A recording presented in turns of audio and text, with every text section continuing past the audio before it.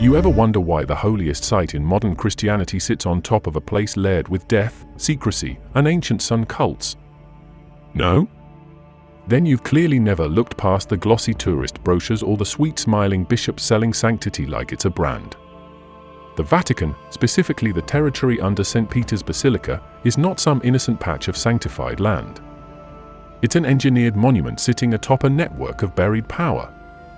We're not talking metaphors. We're talking architectural, historical, and archaeological evidence of something older, darker, and entirely UN Christian sitting right under the most sacred foundation of the Catholic Church. Start with the location. The site of St. Peter's Basilica was chosen not for holiness, but for domination. Before Christianity got its bloody hands on it, this was a necropolis. A literal city of the dead, full of tombs, pagan graves, and imperial burial rituals. The early church didn't build on a clean slate, they built on a graveyard filled with mystery religions, Mithraic altars, and Roman rites that worshipped solar deities and death gods. They didn't remove the bones. They stacked their new religion right on top of it and called it resurrection. That's not theology, that's repackaging. Excavations underneath the Vatican confirmed this. In the Scavi, the Vatican necropolis, archaeologists found pre-Christian tombs and structures, some dating back to the 1st century BCE. You think those alignments and underground vaults are coincidental? Think again. The layout follows a solar axis. It's lined up with specific constellations during solstices, just like ancient pagan temples. That's not gospel design, that's astrotheological engineering. The church didn't invent that, they inherited it from older cults and simply refused to admit it. Now let's talk about the centerpiece of the square above, the obelisk. Dragged straight out of Heliopolis, Egypt, a known center for sun worship. That thing is a phallic symbol representing Ra, the sun god. It's not there for decoration. It's not Christian. It's not Roman. It's Egyptian. And yet it sits dead center in St. Peter's Square, not just standing proud, but positioned with military precision, surrounded by Bernini's colonnade like it's being summoned, not suppressed. They didn't destroy the symbol. They exalted it. They sanctified it. They made the literal centerpiece of the Vatican an ancient tool of solar sex magic and domination. That's a fact. Now go underground. Most people never will, and the church damn well prefers it that way. But those who've seen the restricted areas describe chamber after chamber of silence, carved stone, and something worse, something out of place. You walk deeper and suddenly you're staring at carvings that don't depict saints or angels. They show a figure with wings, not feathered, but jagged, serpentine, and flames surrounding him, eyes staring directly at you. Beneath the feet? A chain. A broken one. Latin inscription? Lux Verae. That's not Saint Michael. That's not Jesus. That's Lucifer. And yes, Lux Verae is Latin for light bearer. The church has spun that for centuries, claiming it was a coincidence, a mistranslation, a harmless title used before the fall of the angels. But here's the reality: the Gnostics worshipped the light bearer as a liberator from the false god of this world. In their texts, Lucifer wasn't the villain. He was the spark, the revealer, the awakener. And in case you're still stuck thinking this is fringe stuff, the Pistis Sophia and the Apocryphon of John, actual ancient texts buried by the church and later found in Nag Hammadi, paint Yahweh as the archonic jailer and Lucifer as the one bringing gnosis to trapped souls. Why the hell would carvings matching those exact depictions be found beneath the Vatican? It gets worse. That chamber with the Lux Verae carving is geometrically aligned with the center dome of the basilica above. A perfect vertical energy axis. That's not an accident. That's ritual design.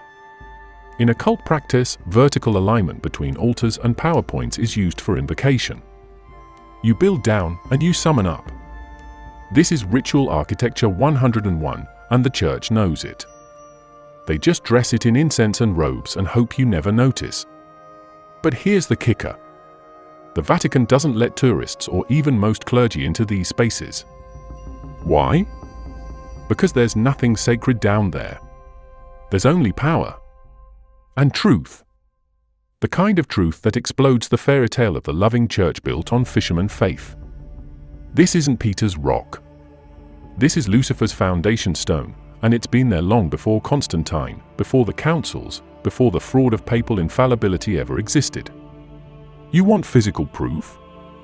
Go pull up the Vatican's own excavation documents, Scarvy reports from 1940s onwards. They admit to finding pagan tombs, Mithraic symbols, and inscriptions that predate Christ. You think they publicized that? Hell no.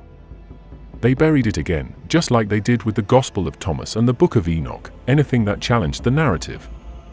And if you still think this is just ancient history with no bearing today, look at the Vatican's current obsession with the resurrection sculpture inside the Paul VI audience hall. That demonic, flesh-melting bronze monster isn't art. It's a signal. A visual manifesto.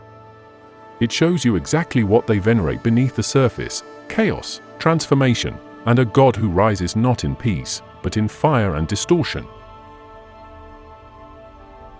Let's cut the polite crap and talk about what the Vatican really is: an ancient machine coded in stone. We're not talking about accidental design choices. We're talking about mathematically precise ritual geometry baked into its layout, pointing to a system of control, invocation, and manipulation. This isn't just how they built things back then. This is architectural programming, and the fingerprints are everywhere if you actually bother to look. Start with the layout of St. Peter's Square. Everyone loves to drone on about Bernini's embracing arms of the church. Sounds cute, right? Until you realize it's literally a containment circle. The twin colonnades don't just guide foot traffic, they're designed to encapsulate and direct psychic energy. That's not a theory. That's how ancient temples were constructed across Babylon, Greece, and Egypt. The configuration mimics circular ritual enclosures used for high-level summoning ceremonies. In occult geometry, the circle isn't decorative, it's a boundary between the profane and the sacred, the mundane and the metaphysical. Inside the circle is controlled territory. Outside is irrelevant. And guess what sits in the center of that circle? A 4,000-year-old obelisk dragged from Egypt like a trophy. No cross, no saint, no Christian imagery, just a solar pillar surrounded by Christian architecture like a pagan god planted in enemy territory and declared king. That's not subtle. That's declaration through design. The obelisk is not ornamental. It is functional. Its placement creates a geometric focal point for the square, forming a massive directional antenna. Straight lines from the obelisk pass through specific landmarks, some visible, some underground. The paths intersect like ley lines, channeling energy just like the grid systems used in Masonic lodges and Druid circles. And the church, oh, they know it. They've got survey maps to prove it. They just don't want you reading them. Now go inside the basilica and start looking up. Don't be distracted by the gold leaf and statues. Focus on the symmetry. The massive dome isn't there just to look impressive. It functions like a resonant cavity. Sound engineers understand this. Acoustic pressure builds under domes, creating a frequency chamber. You amplify chant, prayer, or ritual speech under that structure, and the reverberation hits every cell in your body. It's emotional engineering, sound as submission. The structure makes you feel small and obedient by design.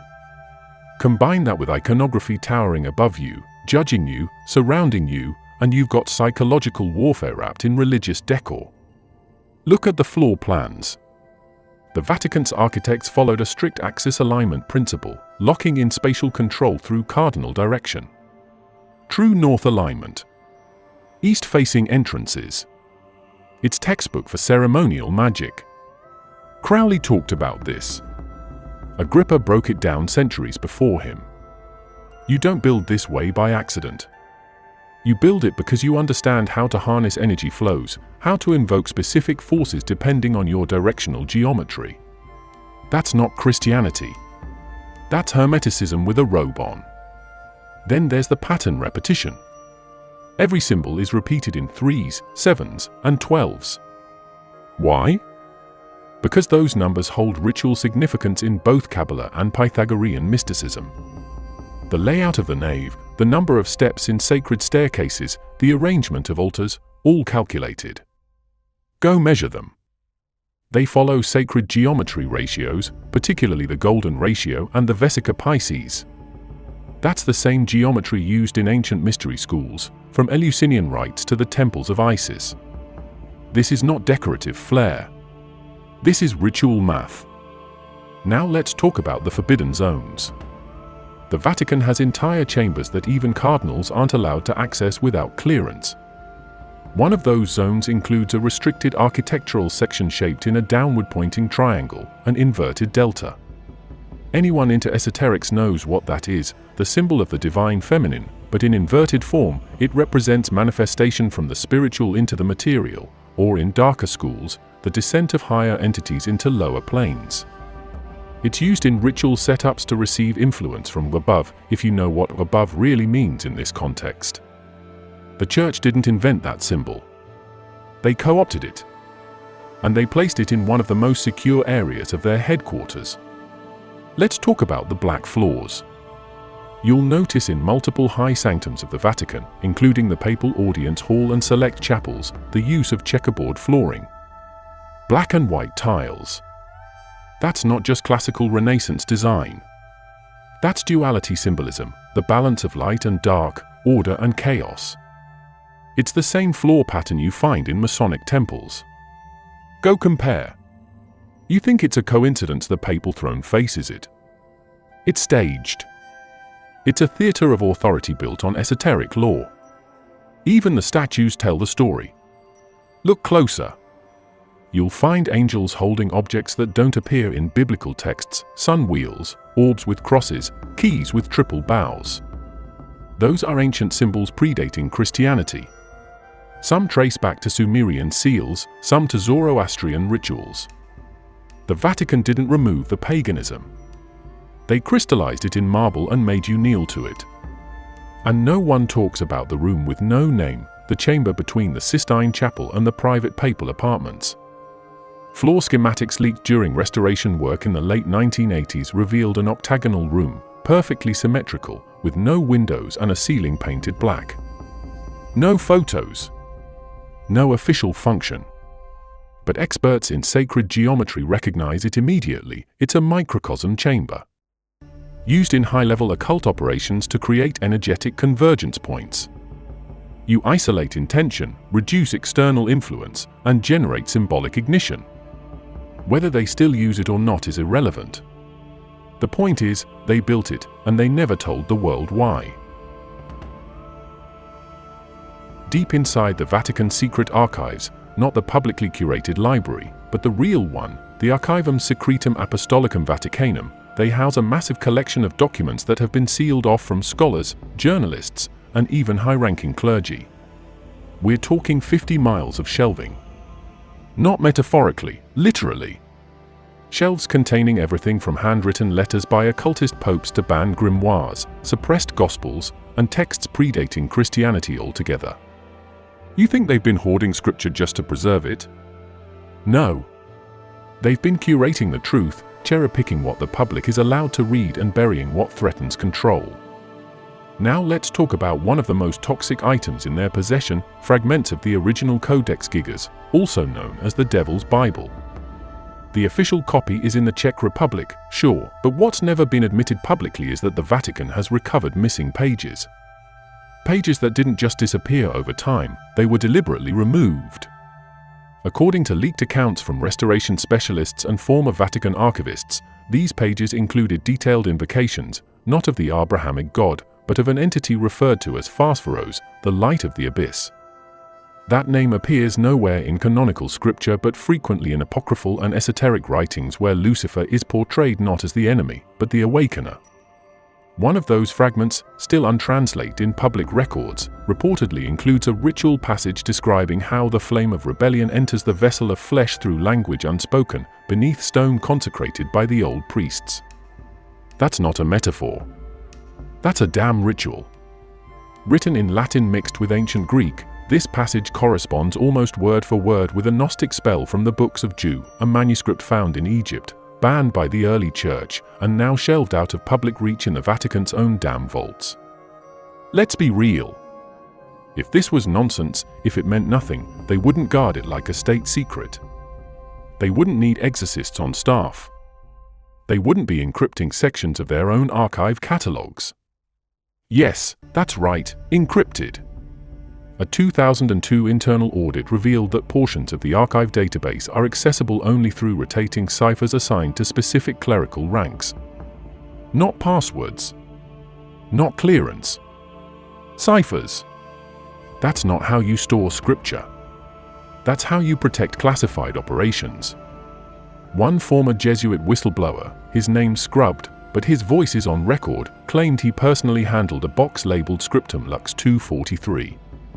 Inside, a bound manuscript with 7 wax seals, each etched with different planetary symbols. The document was written in a mixture of Aramaic and Syriac. Not Latin. Not Greek. Not Hebrew. Aramaic and Syriac, the language of early Mesopotamian mystery cults, many of which were absorbed, not eradicated, by the Roman Church. He said he saw the term Aphamael repeated, an obscure name for Lucifer that shows up in pre-Islamic demonology texts, but also in Kabbalistic inversion rites. This is not Sunday school. This is pre-Christian war code dressed up in silk and incense. And they don't just store this stuff. They actively hide it. Every few decades, they reshuffle the archive's internal layout. Literally move entire shelving sections to confuse unauthorized personnel. There's no digital catalog open to the public, no master index. To access a document, you need to know its exact title and call number. And good luck with that, since many texts have multiple aliases, some created solely to misdirect. This is intentional obfuscation. You don't take those steps unless you're burying something massive. Let's go deeper, into a document allegedly recovered during World War II. As Nazi forces were collapsing, Allied intelligence intercepted a train headed to the Vatican from Eastern Europe. On board, stolen religious artifacts, occult texts, and a crate marked with the sigil of the Black Sun inside, according to the intercepted report, a manuscript titled Dominus Lucem Infernus. Translated, Lord of Infernal Light. The text, written on treated animal skin, depicted a divine hierarchy where Lucifer sat not beneath God, but as the primordial force of cognition, above archangels, above demiurges, above Yahweh. That manuscript disappeared. No mention of it in Vatican holdings. But a black and white photograph of the sigil page was leaked in 1984 by a former archivist who later disappeared under mysterious circumstances. To this day, the Vatican refuses to comment. There's also the sealed corridor, an off-limits wing inside the archive accessible only through a keyed stone archway inscribed with non-estate mortuus, said Vigilad, he is not dead, but watches. That's not biblical. That's from the Gospel of the Serpent, a Gnostic scripture where the Serpent of Eden is the true liberator, and the God of Genesis is a false creator. The Vatican has a copy. You won't see it on display. But several cryptographers who analyzed coded archive logs noticed that multiple requests for texts tagged SEEDN 1 through SEEDN 13 were permanently sealed after 1972. The reason? Dangerous heretical inversion. Translation, too close to the truth. And don't forget the black volumes, the forbidden category of books not even scholars with full clearance are allowed to touch. Bound in dark leather, unmarked on the spine, stored in refrigerated conditions. Why refrigerated? Because some of the inks used are biological. Not metaphorically. Literally organic material, blood-based dyes, fungal parchment, some even irradiated. This isn't preservation. This is containment. These are not stories. These are weapons of narrative. And the Vatican treats them like nuclear material, precious, lethal, and never to be unleashed. Rituals aren't dead. They're just rebranded. And the Vatican didn't abandon ancient rites, they privatized them. Sanitized what they could for public consumption, then pushed the real stuff underground. Literally. The modern church wants you to believe that all the occult activity stopped somewhere in the Dark Ages. That they exorcised the demons, purged the heresies, and sterilized the rites. Bullshit. They didn't purge the system. They buried it under layers of bureaucracy, sealed doors, and coded silence. But the rites? They never stopped. Let's go back to a forgotten entry from 1492, an internal log written by an anonymous scripter in the Vatican's inner clerical order. It described a midnight gathering below the main basilica involving no less than 9 high-ranking members of the Curia. Their robes didn't bear the Vatican crest. Instead, they wore black, with reversed pentagrams stitched subtly on the hems. Candles were arranged in a 9-point star on the floor, symbolically aligned with the 9 choirs of angels, but inverted to call upon their counterparts, the 9 orders of the fallen. That wasn't folklore. That was ritual structure, documented, time-stamped, and officially stamped with an internal designation, Actum Lux Obscura. The rite itself was detailed enough to make any practicing ceremonial magician recognize its flow immediately. Phase 1, invocation through reverse Latin. Not prayers, incantations. The script listed phonetic pronunciations of phrases like Regna Tenebris and Ignis Veritatis, commands calling upon the dominion of darkness and the fire of truth. These are not liturgical formulas. These are keys. Linguistic access points into states of consciousness you are not supposed to open without protection. And these men? They did it with zero hesitation. Phase 2, the sacrifice. Not of animals. Not of humans. The offering was symbolic, wine mixed with blood drawn from the participants themselves. A closed-loop sacrifice. Blood for blood. The goal wasn't appeasement. It was activation.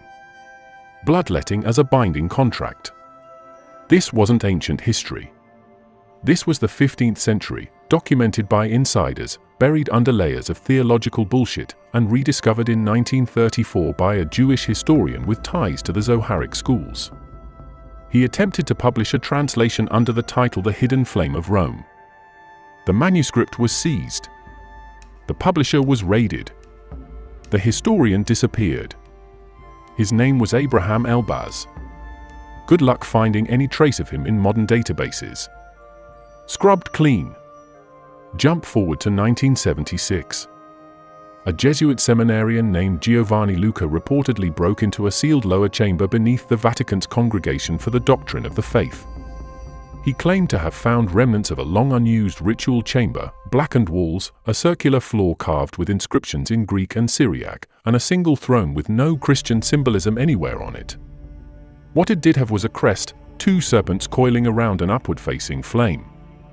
Luca recorded what he saw in a personal journal, later smuggled out to a French academic. The Vatican declared him mentally unstable. He was committed to a psychiatric ward, denied visitors, and died 5 months later from self-inflicted injuries. The journal? Leaked in fragments online in 2009. Quickly censored. But a few pages still exist in underground esoteric circles. And in those pages is a ritual map outlining an event called Lucerna Secorum, the light of the blind. Let's be clear, this wasn't fringe activity.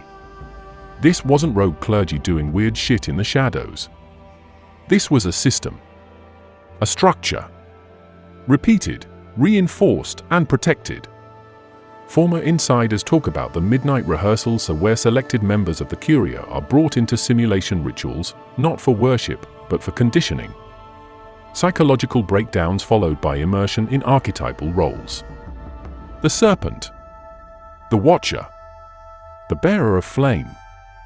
They weren't playing dress-up. They were indoctrinating themselves into a mindset that sees Lucifer not as a being of evil, but as a source of illumination hidden by false gods. Even modern rituals leave traces. In 1999, a janitor in the Apostolic Palace was dismissed without cause after reporting suspicious nocturnal activity in a non-public chapel.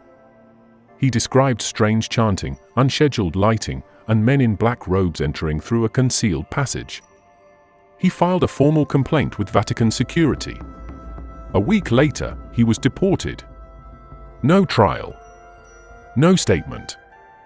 And that chapel? Quietly repurposed as a storage room. But during renovations, construction workers found an altar beneath the floor. Not a Catholic one. This one bore inscriptions matching Enochian glyphs, symbols used in John Dee's angelic language system. That's Renaissance-era demonology embedded in the heart of Vatican real estate. There's a reason they keep the Paul VI audience halls designed the way it is. The entire room, built in 1971, is shaped like a reptilian head from the inside. Don't take my word for it. Look at the damn pictures. The architecture, lighting, and symmetry all contribute to a design that mimics a serpent skull, complete with eyes, scales, and a fanged mouth behind the stage. The Pope gives speeches from that mouth. They didn't build that accidentally. Architects don't design massive symbolic spaces without approval at the highest levels. The symbolism is intentional. And according to multiple leaked planning documents, the internal nickname for the hall among certain cardinals is Domus Serpentis, House of the Serpent. You want raw? Here's raw. The Vatican's own surveillance records from 1985 to 1992 include over 200 entries flagged internally as anomalous ritual presence in restricted access zones. This includes sounds, unauthorized light patterns, and heat signatures detected at 3 to 4 a.m. inside areas marked off for ceremonial use. These aren't ghost stories. These are official logs from Vatican security. And none of them were ever investigated. Most people have no clue what's locked up in the Vatican museums, not because it's hard to understand, but because you've been trained not to ask. They show you the polished statues, the marble halls, and the heavily curated art tours, but the real payload? It's behind steel doors, temperature-controlled vaults, and euphemistic catalog labels like non-circulating artifact or archival exception. Translation: we don't want you seeing this. Among those off-limit pieces is a statue known internally by curators as Luciferus glorificatus. No, that's not me being dramatic. That's what it's called in the private registry, not open to the public. This isn't modern art. It's a bronze sculpture dated to approximately 180 to 250 CE, unearthed during 19th century excavations near the Palatine Hill and quietly acquired by the Vatican under Pius IX. It depicts a male figure standing on a globe, barefoot, with a radiant solar crown and 7 serpent-headed horns protruding from behind the skull. No cross, no wounds, no halo. Just raw symbolic power and dominion over Earth. Kneeling around him are 4 human figures with covered eyes and bound wrists. This is not Christianity. This is iconography that predates and contradicts it.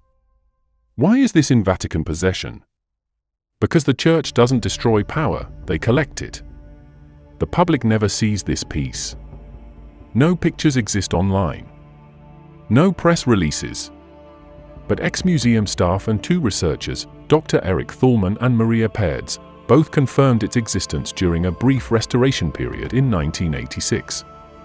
Thulman published a paper hinting at an anthropomorphic solar deity suppressed by early Christian councils and was immediately dismissed from his academic position. Paerds moved to South America and stopped all contact.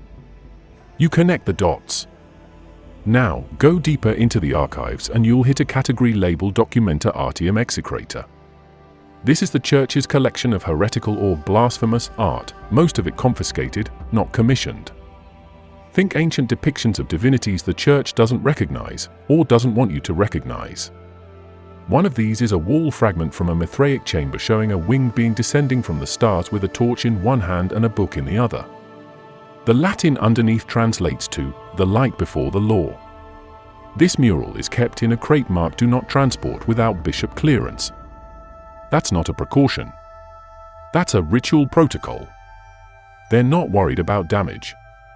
They're worried about activation. Artifacts like these aren't rare, they're just buried.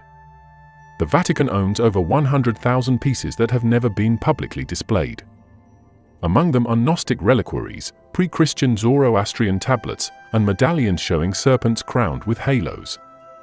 These are pieces that directly undermine the Church's own dogma. And yet, they hold on to them like war trophies. In 2001, a shipment arrived from a private collector in Romania, containing an obsidian disc etched with concentric circles and a central eye motif surrounded by 13 points. This isn't biblical. This is esoteric chaos magic, tied to early Orphic traditions and later adopted by certain Templar offshoots. The collector received a Vatican commendation for the donation, but the artifact was never catalogued publicly. Why? Because the center of that disc has the word Lucem etched in Proto-Latin, and the 13 outer points correspond to known archonic names found in the trimorphic Protonoia. If that text sounds unfamiliar, it's because it was one of the Nag Hammadi scriptures banned by the Church for portraying the material creator God as a tyrant and the light bearer as the liberator. There's more. Inside a sealed chamber in the museum's sub-basement, room designation ZB 7.14, is a set of 8 carved ivory panels known only through internal inventory logs. These panels, according to the Vatican's own restricted art ledger, depict a sequential ascension of light through the serpent of knowledge, terminating in the enthronement of the morning star. These weren't produced in the Renaissance. They're dated to the 4th century, origin marked as unknown Eastern cult. That's code for we don't want to admit this comes from our own theological bloodline. Even the Vatican's heraldic department has documents pointing to past coats of arms bearing stars, flames, and serpents, designs later scrubbed from public archives. You think popes just randomly pick animals and symbols for their banners? They follow old formulas, old codes. And some of those codes trace back to celestial archetypes that include the morning star, not as an adversary, but as a beacon. The documents describing these crests are filed under Heraldica Temporis Non-Canonica, which literally means non-canonical time heraldry. They don't delete history. They refile it out of sight. And here's the part no one wants to talk about: some of these artifacts are still being used. There are internal memos, leaked in 2010 from a disgruntled curator, that mention non-public devotional protocols involving select pieces from the Execrator Vault. Protocols scheduled during astronomical conjunctions. That's ritual talk. That's not mass. That's esoteric application. You don't coordinate prayers with planetary positions unless you're invoking forces older than the Church itself. This part isn't ancient history, it's Cold War. And it didn't happen in the shadows of dusty cathedrals, it happened in boardrooms, labs, and intelligence briefings. Starting in 1957, the CIA initiated a program that would later be referenced in declassified fragments as Operation Black Flame. The stated objective? None. It's a blank entry in the official files. But cross-reference it with internal Vatican memos obtained through leaks in 1999, and you start connecting dots the Church really hoped you'd never see. During the height of anti-communist hysteria, there was a parallel obsession inside both American intelligence and Vatican diplomatic circles: the control of belief systems. Not by war, not by politics, but by metaphysics. This wasn't about converting people, it was about accessing something deeper. Documents obtained through FOIA, Freedom of Information Act, some still heavily redacted, mentions collaborative cultural research with religious institutions under Vatican sovereignty. That's intelligence speak for covert psychological operations hosted under religious cover. One memo dated October 12, 1961, between then CIA Director John McCone and a Vatican liaison labeled Monsignor S. referenced a project to access subterranean materials for ontological experimentation. That's not theology. That's metaphysical engineering. And the site of interest? A restricted vault beneath the Apostolic Palace known internally as Sector V17, which church records describe as a sealed containment wing designated for pre-Christian acquisition material. These are artifacts, symbols, and texts never made public. They weren't stored for historical purposes. They were targeted for use. Former CIA technician Milton Osborne, before dying of an aneurysm in 1987, gave one off-the-record interview with an independent journalist that described black chamber immersion sessions he conducted in cooperation with clerical authorities in Vatican territory. The subjects were American military volunteers under altered states, induced by a mixture of electromagnetic pulses and symbol exposure therapy. What symbols? Osborne said they were proto-religious constructs, sun wheels, inverted stars, the morning flame glyph. These aren't Christian symbols. These are Luciferian sigils pulled from banned grimoires and ancient Kabbalistic inversion diagrams. Even more disturbing, internal notes from the operation describe a psychological phenomenon referred to as third voice emergence. Subjects exposed to the symbol arrays reportedly experienced a breakdown in internal monologue, followed by the emergence of what was described as an autonomous internal communicator. CIA language, auditory dissociation. But the Vatican side had a different term, vox lux, voice of light. The implication? These were not hallucinations. They were considered contact. One particularly redacted document refers to Phase 9 of the operation, involving full sensory isolation in a chamber containing a relic labeled SPX-13. That relic? Still not identified. But matching inventory records from the Vatican sub-archives include one artifact with that exact designation, a crystal obelisk retrieved from beneath the ruins of Baalbek in Lebanon in 1936, reportedly etched with an untranslatable script and sealed ever since. That obelisk is not on public display. It's held in what the internal schema labels as non-lenticular storage.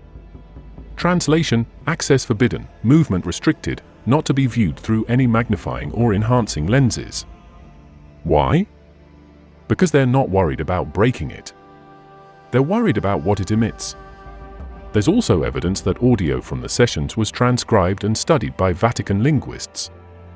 According to transcripts leaked by Italian investigative journalist Fabio Ricci, some subjects under the influence of SPX exposure began speaking in reconstructed ancient languages, phonetic structures matching early Sumerian and Proto-Etruscan dialects.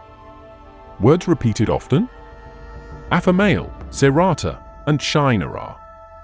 These names appear in exactly two places, Mesopotamian incantation tablets and forbidden Gnostic liturgies never acknowledged by the Catholic Church. The implication is clear: these experiments weren't just about exploring altered consciousness. They were about penetrating dimensions of perception the Church had kept locked down for centuries. And they didn't do it alone. The CIA provided the infrastructure. The Vatican provided the doctrine. It was a merger of control systems, governmental and religious, bound by one common goal: the containment and harnessing of non-orthodox spiritual power. In 1983, after internal exposure fears, Operation Black Flame was officially shut down. Or so they claimed. But researchers continued to note unexplained expenditures, increased subterranean construction under Vatican buildings, and a massive spike in electrical output from the Paul VI complex, all consistent with continued experimentation. An leaked Vatican energy audit in 1991 revealed abnormal energy draws from 3 facilities that were inactive on paper but had been upgraded with shielding, biometric locks, and classified radiation controls. These weren't chapels. These were labs. And the priests operating them weren't theologians. They were technicians in robes. You want to understand how deep this goes? They're not sacrificing goats in dungeons, chanting backwards to cartoon devils. That's what they want you to think. That's the distraction. The real ritual, the real engine of this entire machine, isn't about hellfire or brimstone. It's about control through inversion. It's about venerating the very thing the Church publicly condemns. Not because they're rebelling, but because they believe that's where the real power is. Lucifer isn't a villain to them. He's not some red-skinned monster with horns. He's the principle of disruption. The force of awakening. The moment a human realizes that everything they were told about obedience, punishment, forgiveness, and salvation was engineered to keep them crawling. Lucifer, in this system, is the key out of the prison. The Vatican doesn't fear him, they study him. They encode him. They integrate him into the architecture, the symbols, the hidden rituals, and the inner doctrine. On the outside, it's robes and rosaries. On the inside, it's something else. Something far older and more calculated. This is not just a religious phenomenon. This is a psychological infrastructure. A centuries-old system built on duality, public doctrine versus private conviction. On the surface, they preach suffering and submission. Behind closed doors, they model themselves after the light-bringer, the liberator, the challenger of cosmic authority. And they're not ashamed of it. They've institutionalized it. Go look at the writings of 16th century Cardinal Girolamo de Vico. Never published. Never translated. His personal journals, now restricted in the Vatican's Manuscripta Obscura collection, refer to the inner fire and to the necessary serpent as the original teacher cast out by force. His diagrams? They match Gnostic cosmology almost exactly. Eons, not angels. Realms of light governed by emanations of mind. And in the center, not God, but the Logos reverses. The inverted word. The source of gnosis through contradiction. In plain English, the light behind the shadow. The truth hidden in the forbidden. You think he was punished for heresy? He was promoted. Now connect that to the fact that some of the Church's most powerful theological councils, including parts of Vatican II, had contributors tied to occult societies.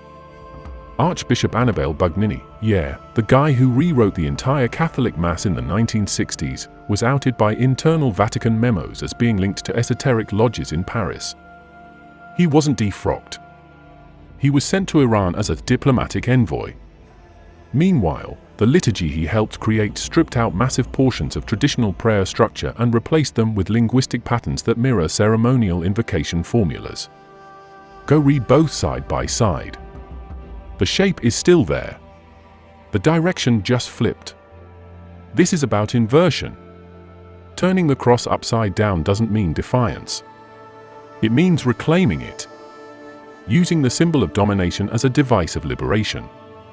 That's the Luciferian model, and it's baked into the DNA of the institution, not at the surface level, but at its core. In their inner doctrine, the divine doesn't punish. It traps. And Lucifer doesn't tempt. He unlocks. That's why he's portrayed in their forbidden art, encoded in their floor plans, and studied in their underground chambers. They don't fear him. They respect him. And here's the most messed up part, they believe you're not ready. They think the masses can't handle this knowledge. That if the world saw the real cosmology they operate under, it would collapse under its own cognitive dissonance. So they keep selling the outer story, God in the sky, hell below, Pope in the middle. Keep praying. Keep confessing. Keep fearing. Meanwhile, behind the curtain, the real work continues: study, invocation, preservation of knowledge. Gnosis. They've built a double reality. A stage for the public and a sanctum for the initiated. And if you think this is just ancient symbolism and weird Latin phrases, look at the rituals still happening. Look at the restricted movement logs. Look at the redacted artifact rotations. Look at the ceremonial calendar overlaps with astrological alignments. Look at the meetings held off-record during lunar eclipses. This isn't random. It's calculated. It's doctrine without scripture. It's belief without permission. So let's stop pretending this is about morality. This is about power. And they've chosen to root their inner source of power not in the myth of a forgiving sky god, but in the fire of rebellion, in the mind that questions, in the being who said no to submission. Lucifer, to them, is not the fallen. He's the risen. The catalyst. The initiator. And they've built his temple beneath your feet while telling you to kneel above it. Thanks for sticking with me to the end of this episode. I know this wasn't easy to digest. That's the point. We don't do soft narratives here. We dig until the layers peel back and the whole structure is exposed for what it is. If this hit you hard, good. That means your mind's still working. I appreciate you being here, thinking critically, staying awake. More to come. And I mean that. Thanks for watching.